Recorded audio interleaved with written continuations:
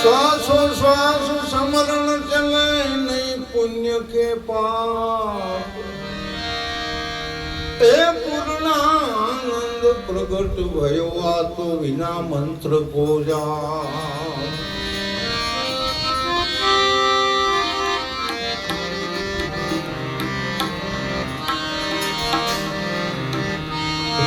सेजे सेजे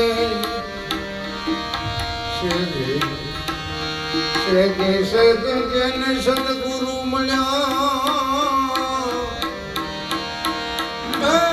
ગુરુ મળ્યા એકમ ઘરની માય એમ વસ્તુ પુરાતની મળી ગઈ ગોતવા નથી ગયો ક્યાં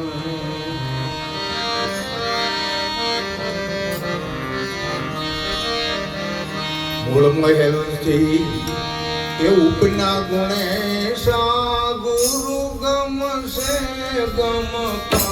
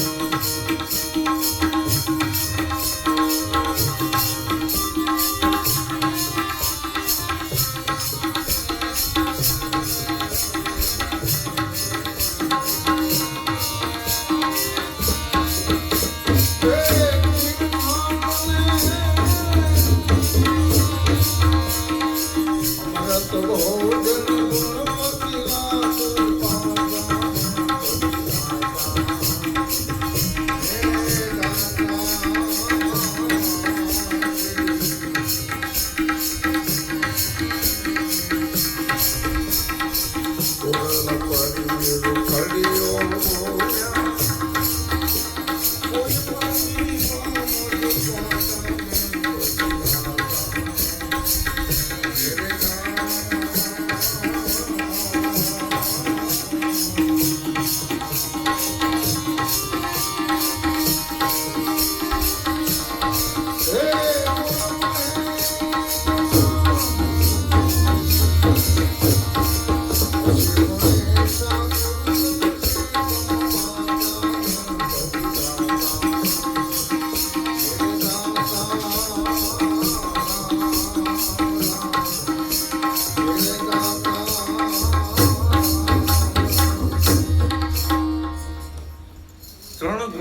પતિ જે ગુણપતિની આપણે સ્થાપના કરી સદગુરુ મહારાજ છે. સદગુરુ મહારાજ સ્વયં છે, અજન્મા છે, અવિનાશ છે, પણ ગુણોને આધીન છે. માટે ગુણની પ્રાપ્તિ કરજો. અને ગુણોની પ્રાપ્તિ કરતા કરતા જ્ઞાનનું લેવલ છે કે જેથી કરીને તમારે નિર્ગુણ પદને પામવાનું છે. નિર્ગુણની તો ખબર પડે ને. જાવું છે નિર્વાણી આત્માની કરો ઓળખાણી નિર્ગુણ પદ. અરે નિધારી પુરુષનું આ નાવ છે એની ચાવી સદગુરુ જાણે. દાસ સવો કેસે ખોલી જાય દ્વારો તો માયા તો મુવા પછી માણે. તમે જુઓ નિર્ગુણની ભૂમિકા. નિધારી પુરુષના નાવને કોઈ વાંધો આવતો નથી, પણ આ કાયારૂપી નાવડાને નિજારી પુરુષનું નાવ બનાવી દો. સદગુરુ મહારાજના નામનું નાવડું બનાવી દો. અધ વચ્ચે આને ઉતરવા ન દેતા, નહીતર એમાં ગુરુનો કોઈ વાંક નથી,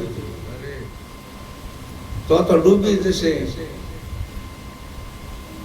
બરાબર. સદગુરુ નામનું નાવડું એમાં બેઠું રાખ અધ વચ્ચે જઈને ઉતરી ગયું, એમાં ગુરુનો શું વાંક? અરે આ નાવડાને આપણે આમાં કિનારે લઈ જવાનું છે.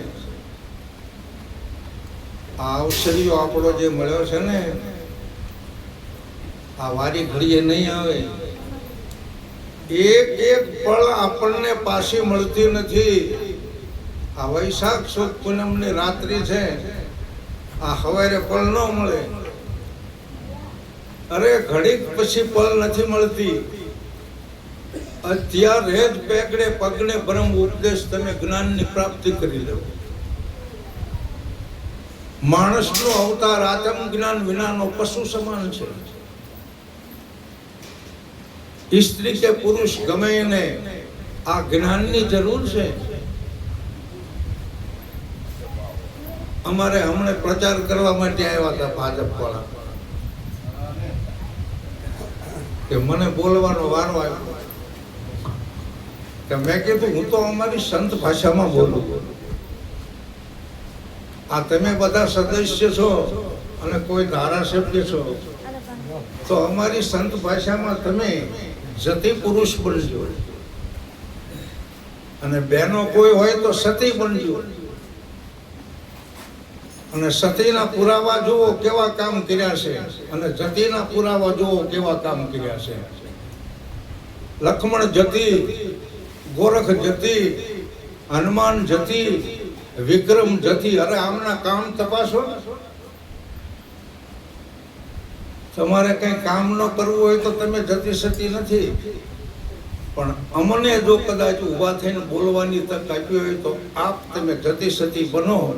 અને દરેક ગામના જે કોઈ નરનારી છે એમને તમે સારા રસ્તે ચડાવી શકો.